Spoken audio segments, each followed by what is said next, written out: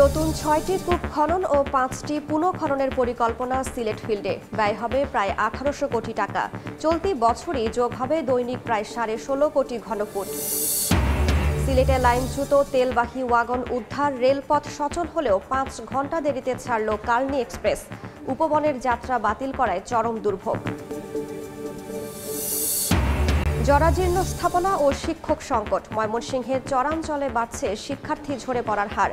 শিক্ষার পরিবেশ ফেরাতে কার্যকর উদ্যোগ নেয়ার দাবি। খননের পরও নাব্য সংকটে সুনামগঞ্জের বোলাই নদী। নৌযান আটকে পড়ায় লোকসানে ব্যবসায়ীরা। দুর্নীতির অভিযোগ স্থানীয়দের। উজানের ঢলের অজুহাত কর্তৃপক্ষের।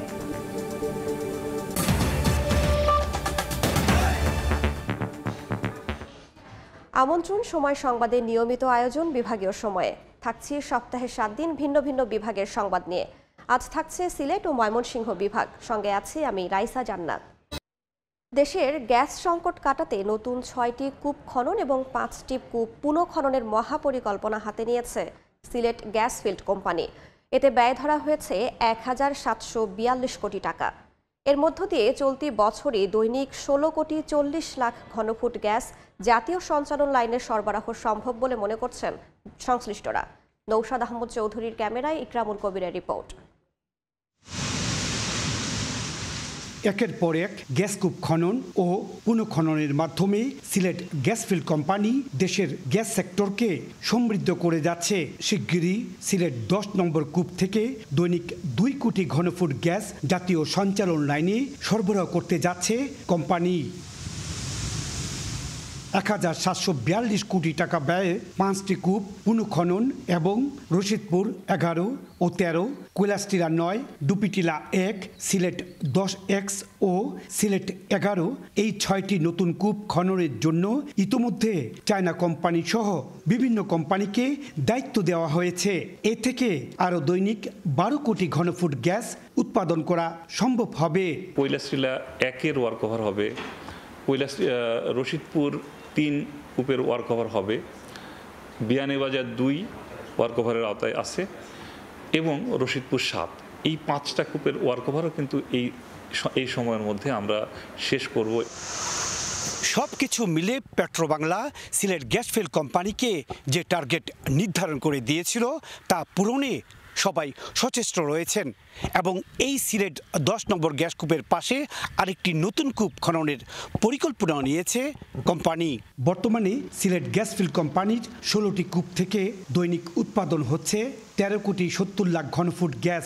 ২০২৫ সালের মধ্যে দৈনিক ১৬৪ মিলিয়ন ঘনফুট গ্যাস উৎপাদনের লক্ষ্যে নতুন নতুন গ্যাস কূপ খনন ও পুনঃখননের কাজ করছে সিলেট গ্যাস ফিল্ড কোম্পানি।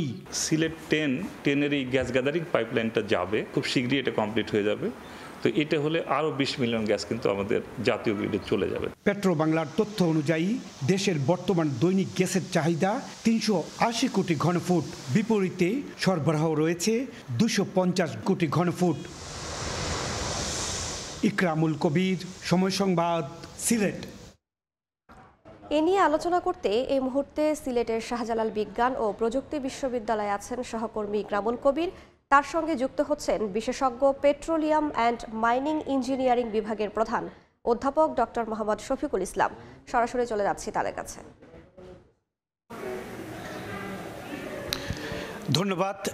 বাংলাদেশের গ্যাস সেক্টর নিয়ে কথা বলার জন্য আমার সাথে সংযুক্ত হয়েছেন শাহজালাল বিজ্ঞান ও প্রযুক্তি বিশ্ববিদ্যালয়ের পেট্রোলিয়াম অ্যান্ড মাইনিং ইঞ্জিনিয়ারিং বিভাগের বিভাগীয় প্রধান অধ্যাপক ডক্টর মোহাম্মদ শফিকুল ইসলাম। শফিকুল ইসলাম স্যার, আপনাকে ধন্যবাদ জানাচ্ছি এবং কৃতজ্ঞতা জানাচ্ছি আমাকে সময় দেওয়ার জন্য। আপনি একটু বলবেন যে সব কিছু মিলে এখনও গ্যাস সেক্টরের অনেকটা ঘাটতি রয়েছে, বাংলাদেশের যে চাহিদা রয়েছে সেই ঘাটতিটা পূরণে কি করা উচিত বলে আপনি মনে করেন? ধন্যবাদ। আমাদের দেশের চাহিদার তুলনায় এখন পর্যন্ত গ্যাসের যে উৎপাদন, সে উৎপাদন অনেকটাই ঘাটতি রয়ে গেছে। আর কিছু কিছু গ্যাস ফিল্ডে আমরা দেখছি প্রোডাকশন কমে যাচ্ছে। এখন আমার যেটা মতামত সেটা হলো যে আমরা যেসব এরিয়াতে এখনও ড্রিলিংয়ে যাইনি সেসব এরিয়াতে আমরা ড্রিলিংয়ে যেতে পারি। যেসব এরিয়াতে 2D হয়েছে সেসব জায়গাতে আমরা 3D করে খননের লোকেশনগুলো আইডেন্টিফাই করতে পারি এবং যেসব জায়গাতে এখনও 2D হয়নি সেসব জায়গাতে আমরা 2D করতে পারি। বিশেষ করে আমাদের সিলেট অঞ্চলে যেসব এরিয়াতে ড্রিলিং কার্যক্রম বলতে গেলে যেসব জায়গাতে এখনও কিছু অ্যাক্সিডেন্ট হয়েছিল, যেমন ছাতকে আমরা আসলে স্ট্রাকচারটাকে আবার পুনর্মূল্যায়ন করতে পারি। এবং সুনেত্রে তো আমরা ফেল করেছি, কিন্তু সুনেত্রে তো গ্যাসের একটা সম্ভাবনা আছে, সুনেত্রে তো আমরা ফার্দার স্টাডি করে সেখানে ড্রিলিং করতে পারি। এরপরে 11-12 আছে, অর্থাৎ জামালপুর বা শেরপুরের এরিয়াতে কিছু আছে, যদিও জামালপুরে একটা এক্সপ্লোরেটরি অয়েল হচ্ছে। তবে আমি মনে করি আরও বেশি এক্সপ্লোরেশন অ্যাক্টিভিটি আমাদের বাড়ানো দরকার, সেটা ল্যান্ডে এবং অফশোরে যেটা সিতে আছে এই ব্লকগুলোতে আমরা সম্ভাবনা দেখি। এবং সেক্ষেত্রে সিতে যে গ্যাস ডিলিং বা গ্যাস উত্তোলনের ক্ষেত্রে খুব ব্যয়বহুল এবং ভায়াবল না বলে বিশেষজ্ঞরা বলছেন, বা এখান থেকে যে গ্যাস তুলতে যে খরচ যাবে এবং পাইপলাইন সব কিছু মিলে অনেক খরচ পড়ে যাবে। সেক্ষেত্রে জিনিসটা যদি বলতেন এটা কিভাবে কমানো যায়, কিভাবে তোলা যায়? সবচেয়ে বড় কথা হলো যে পেট্রোলিয়াম সেক্টরটাই, পেট্রোলিয়াম এক্সপ্লোরেশনটা একটা গ্যামলিং।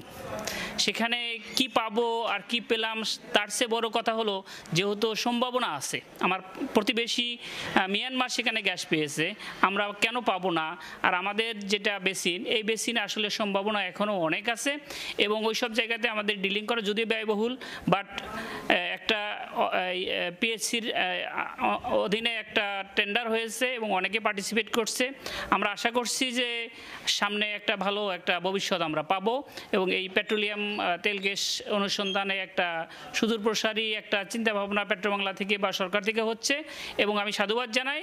এবং এটাকে এগিয়ে নেওয়ার জন্য বেশি বেশি গবেষণা এবং কি বলবো যে বাপেক্স সহ যারা এক্সপ্লোরেশন কোম্পানিগুলো আছে এদেরকে শক্তিশালী করে আমাদের ইনভলভমেন্ট আরও বাড়িয়ে আমাদের এই গ্যাসের যে ঘাটতি এবং সর্বোপরি উৎপাদন বৃদ্ধি করা সম্ভব বলে আমি মনে করি।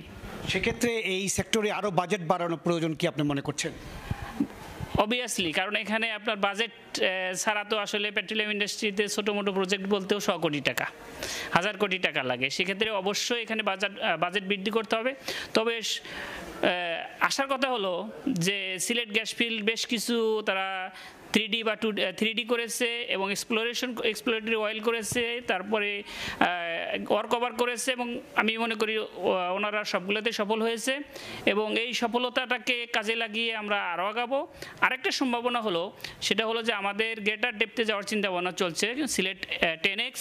গ্রেটার ডেপথে গেলে আমাদের সম্ভাবনা আরেকটা আছে, সেটা হলো শেল গ্যাসটাকে যদি আমরা চিন্তা করি, আমরা তো গ্রেটার ডেপথে যাই এবং যদি আমরা শেল গ্যাসের একটা সম্ভাবনা রয়ে গেছে এবং সেখান থেকে প্রচুর আমরা গ্যাস পাবো বলে আমরা মনে করি, বাট এটা নিয়ে গবেষণা দরকার। ধন্যবাদ। শুনছিলেন বাংলাদেশের সম্ভাবনাময় গ্যাস সেক্টর নিয়ে কথা বলছিলেন পেট্রোলিয়াম অ্যান্ড মাইনিং বিভাগের বিভাগীয় প্রধান অধ্যাপক ডক্টর মোহাম্মদ শফিকুল ইসলাম। মোটামুটি এই ছিল সিলেট সহ সারা দেশের গ্যাস সেক্টর নিয়ে সম্ভাবনার শেষ কথা। গ্যাস সংকট নিয়ে আলোচনায় সহকর্মী ইকরামুল কবিরের সঙ্গে যুক্ত হয়েছিলেন বিশেষজ্ঞ পেট্রোলিয়াম অ্যান্ড মাইনিং ইঞ্জিনিয়ারিং বিভাগের প্রধান অধ্যাপক ডক্টর মোহাম্মদ শফিকুল ইসলাম। সিলেটে প্রায় 9 ঘন্টা পর লাইনচ্যুত হওয়া জ্বালানিবাহী ওয়াগন উদ্ধার হয়েছে। এতে দীর্ঘ সময় ট্রেন চলাচল বন্ধ থাকায় শিডিউল বিপর্যয়ের কবলে পড়ে কয়েকটি ট্রেন। সকালে বাতিল করা হয় গতরাতের উপবন এক্সপ্রেসের যাত্রা, আর যাত্রার সময় থেকে 5 ঘন্টা দেরিতে ছেড়েছে কালনী এক্সপ্রেস। স্টেশনে দীর্ঘক্ষণ অপেক্ষার কারণে যাত্রী ভোগান্তি পৌঁছায় চরমে। দিগেন সিংহের ছবিতে আমিনুল ইসলামের রিপোর্ট। যাত্রার নির্ধারিত সময় ছিল রোববার সকাল 6:15, কিন্তু 5 ঘন্টা পর ছাড়ল ঢাকাগামী কালনী এক্সপ্রেস। আর শনিবার রাত 11টার উপবন এক্সপ্রেস ছাড়ার কথা ছিল সকাল 9টায়, যদিও শেষ মুহূর্তে যাত্রা বাতিলের ঘোষণা দেয় স্টেশন কর্তৃপক্ষ। এতে ক্ষুব্ধ প্রতিক্রিয়া জানিয়েছেন যাত্রীরা। গতকালকে রাত 11:30 ছাড়ার কথা ছিল, তো সাড়ে 9। এখন দেখতেছি 8টার সময় ট্রেন যাওয়ার কথা ছিল, আবার তো 8টায় এখন বলতেছে যাত্রা কিন্তু বাতিল হয়ে গেছে, এখন আজকে আর যাবি না।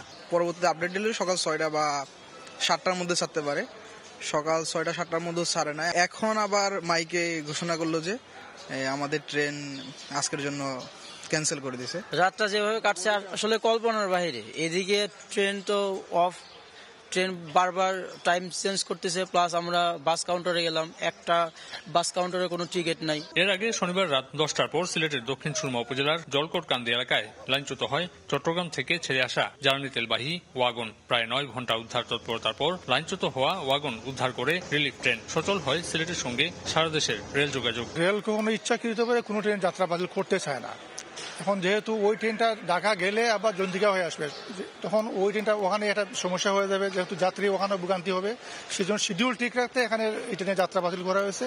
সিলেট রেলওয়ে স্টেশন থেকে প্রতিদিন ঢাকার সঙ্গে 4 জোড়া ও চট্টগ্রামের সঙ্গে 2 জোড়া আন্তনগর ট্রেন চলাচল করে। আমিনুল ইসলাম, সময় সংবাদ, সিলেট।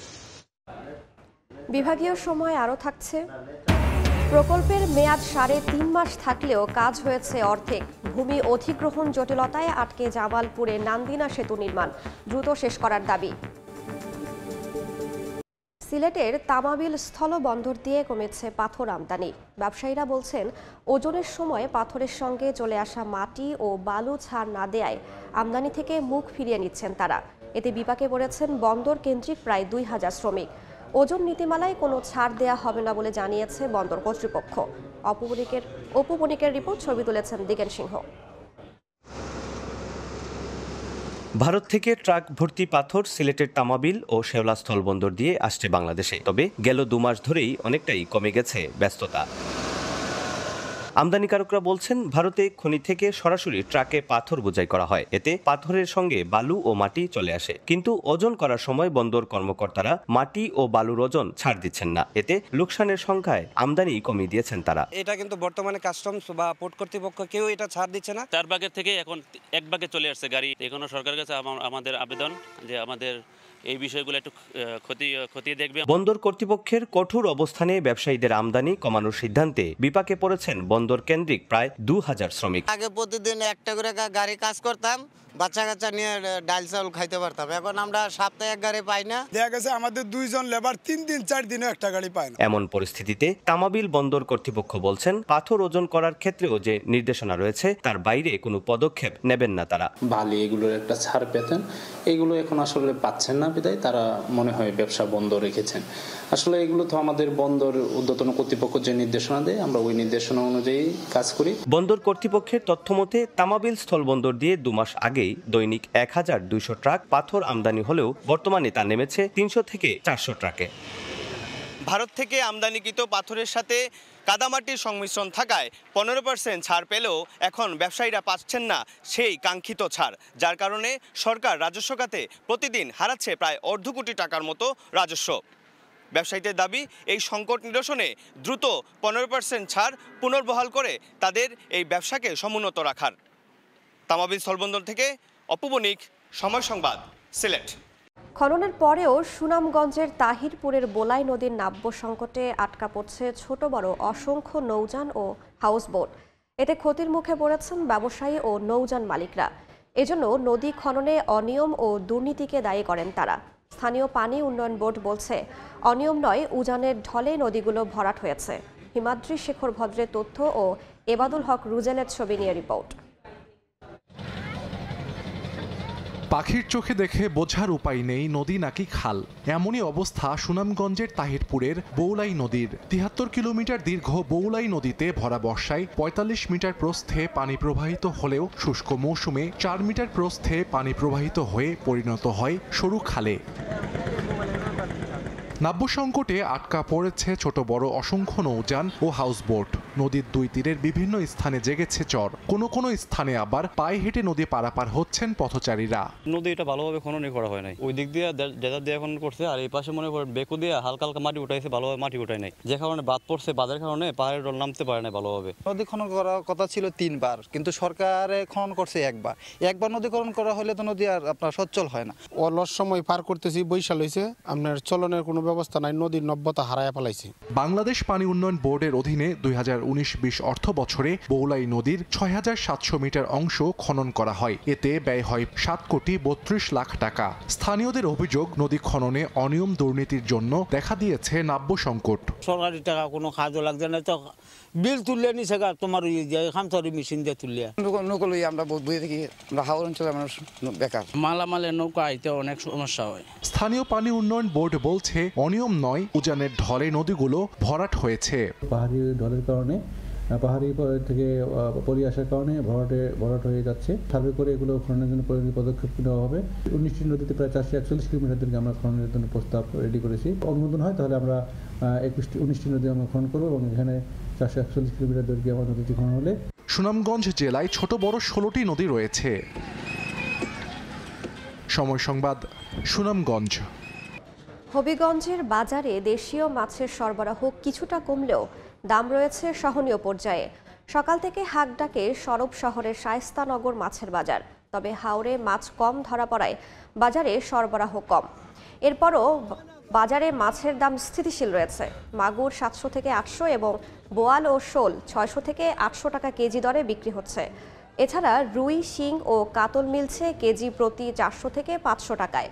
প্রতিদিন গড়ে 30 লাখ টাকার মাছ বিক্রি হয় এই বাজারে। বিভাগীয় সময়ে আরও থাকছে, নিজ বর্ণমালায় পড়াশোনার চ্যালেঞ্জ মণিপুরী শিশুদের। মৌলভীবাজারে মৈতৈ ভাষা শেখাচ্ছেন মাত্র একজন শিক্ষক। ক্ষুদ্র নৃগোষ্ঠীর সংস্কৃতি রক্ষার আশ্বাস। জুলাই গণ অভ্যুত্থানে শহীদ আবু সাইদ হত্যা মামলার অন্যতম আসামি নিষিদ্ধ ঘোষিত ছাত্রলীগের নেতা ইমরানকে জামালপুর থেকে গ্রেফতার করেছে পুলিশ। অপারেশন ডেভিল হান্টের অংশ হিসেবে শনিবার রাতে জেলার ইসলামপুরে অভিযান চালানো হয়। এ সময় গঙ্গাপাড়া এলাকার নিজ বাসায় আবু সাইদ হত্যা মামলার অন্যতম আসামি ইমরানের উপস্থিতি নিশ্চিত হয় পুলিশ। পরে তাকে গ্রেফতার করে থানায় নেওয়া হয়। 5 আগস্টের পর আত্মগোপনে ছিলেন ইমরান। রংপুরের বেগম রোকেয়া বিশ্ববিদ্যালয় শাখা ছাত্রলীগের যুগ্ম সাধারণ সম্পাদক ছিলেন তিনি।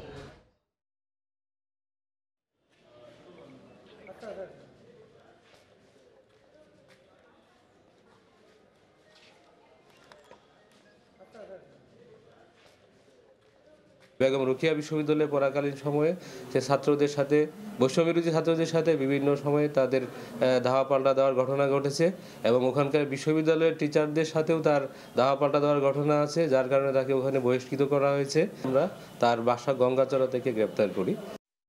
ময়মনসিংহে চরাঞ্চলের স্কুলগুলোতে ক্রমেই কমছে শিক্ষার্থীর সংখ্যা। শিক্ষক সংকট, জরাজীর্ণ স্থাপনা এবং স্কুলে নিয়মিত শিক্ষক না থাকায় ব্যাহত হচ্ছে প্রাথমিকের পাঠদান।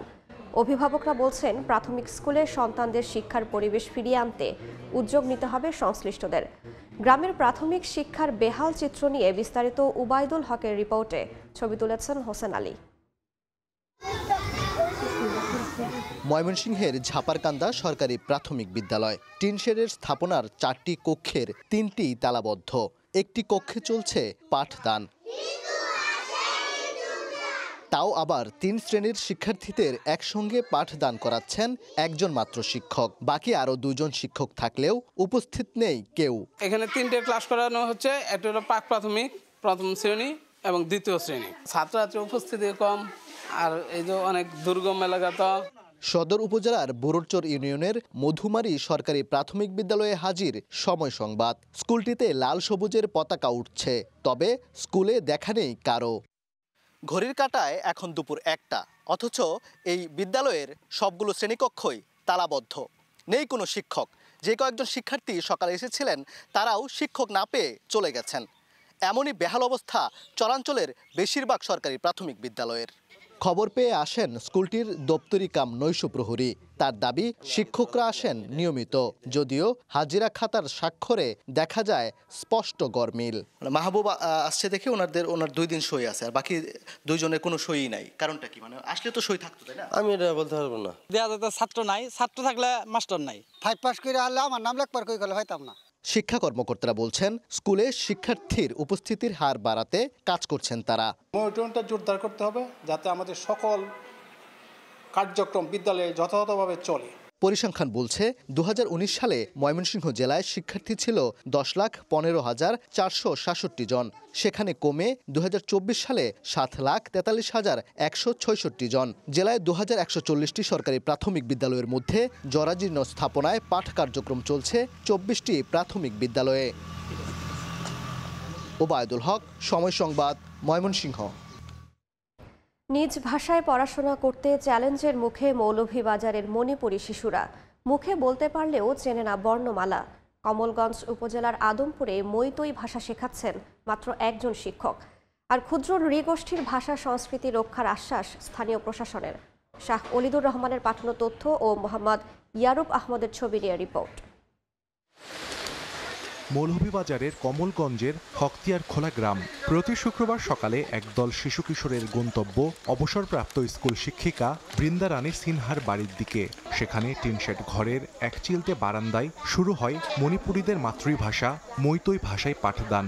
উরিত না পাংবি মামানা কৌবি তাদাবি মাপানা কৌবি খুমদাবি হেইয়ো হেইয়ো আলাপ করতে পারি, কিন্তু অক্ষরটা থাকা সত্ত্বেও আমরা প্রতিষ্ঠানে কোনো শিক্ষা পাইনি। মণিপুরীরা নিজ সম্প্রদায়ের মানুষের সঙ্গে মাতৃভাষায় কথা বললেও অনেকেরই পরিচয় নেই বর্ণমালার সঙ্গে। বৃন্দা রানী সিনহা 2019 সালে নিজ উদ্যোগে গড়ে তোলেন এই ভাষা প্রশিক্ষণ কেন্দ্র।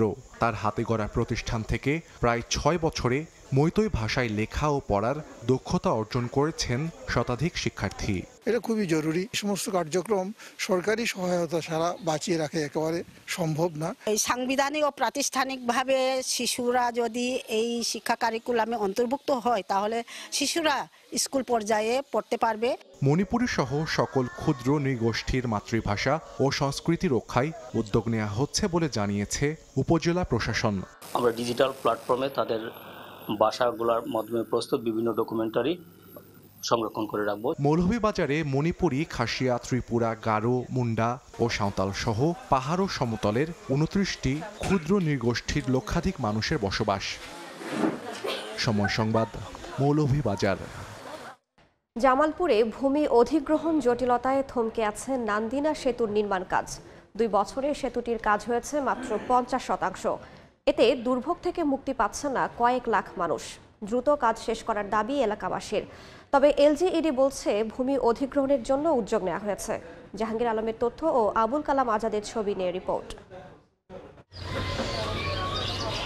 জামালপুর সদর উপজেলার 2টি ইউনিয়ন ও শেরপুর জেলার চরাঞ্চলের সঙ্গে যোগাযোগ স্থাপনের জন্য 2022 সালে নান্দিনা সেতু নির্মাণ কাজ শুরু করে এলজিইডি। 2025 সালের জুনে সেতুর কাজ শেষ হওয়ার কথা। তবে ভূমি অধিগ্রহণ জটিলতায় থমকে আছে সেতুটির নির্মাণ কাজ। এই অঞ্চলের মানুষের চলাচল ও কৃষি পণ্য পরিবহনে দুর্ভোগ পোহাতে হচ্ছে। কষ্টে আছি, এই চলাচল, এই নৌকা মধ্যে একবার বুঝা, একবার নৌকা তুলো, এই আবার এনে আবার এই কাছার তুলো, একবার নাও উঠাইতে হয়, আবার ঘাটে নিচে নাও থেকে আবার ঘাটে, ঘাট থেকে আবার উপরে, ওখান থেকে আবার গম্বস্থল থলে, এই বিভিন্ন ধরনের মানে ভোগান্তি বললে শেষ করা যাবে না। আমাদের দীর্ঘদিনের দাবি ছিল এই ব্রিজের। আমরা ব্রিজ পাইছি, কিন্তু ব্রিজ তো 3 বছর হয়ে গেল, কাজ হইতেছে না। আমাদের স্কুলে অনেক সময় ঘাটে নৌকা থাকে না, আমাদের নৌকা দিয়ে পারাপারের সময় অনেক সমস্যা হয়। অতি দুঃখের বিষয় এটা যে 3 বছর মেয়াদ উত্তীর্ণ হওয়ার পরও ব্রিজের কাজটা শেষ হচ্ছে না। আমরা এই সরকারের কাছে চাই যে বর্তমানে এই ব্রিজটা যত সম্ভব তাড়াতাড়ি হইলে আমাদের চোখা এলাকার জন্য খুবই উপকার হইতো। এলজিডি বলছে জমি অধিগ্রহণের জন্য প্রয়োজনীয় তথ্য সংগ্রহ করা হয়েছে। বরাদ্দ পেলে দ্রুত সেতুটির নির্মাণ কাজ সম্পন্ন করা হবে। আমাদের জমি অধিগ্রহণের বরাদ্দ পাওয়া গেলে আমাদের এই ব্রিজটি আমরা নির্ধারিত সময়ে সমাপ্ত করতে সক্ষম হবে বলে আশা করি। 606 মিটার দৈর্ঘ্যের সেতুটির নির্মাণ ব্যয় ধরা হয়েছে 160 কোটি টাকা।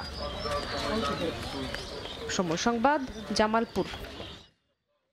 এবার জেনে নেব সিলেট ও ময়মনসিংহ বিভাগের গত সপ্তাহের আলোচিত ঘটনা।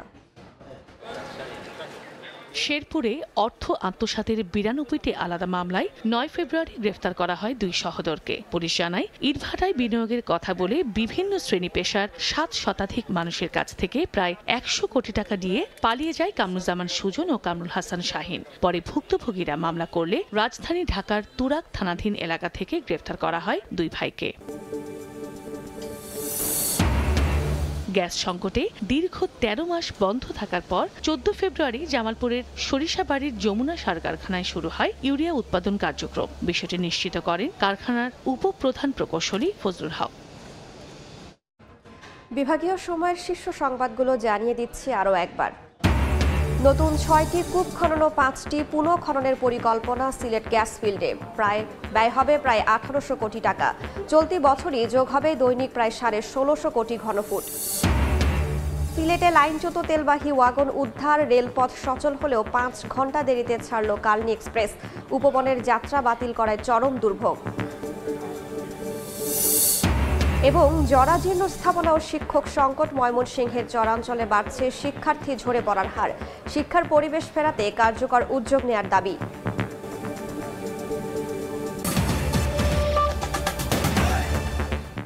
এই ছিল বিভাগীয় সময়। আগামীকাল থাকবো বরিশাল বিভাগের আয়োজন নিয়ে। সঙ্গেই থাকুন সময়ের।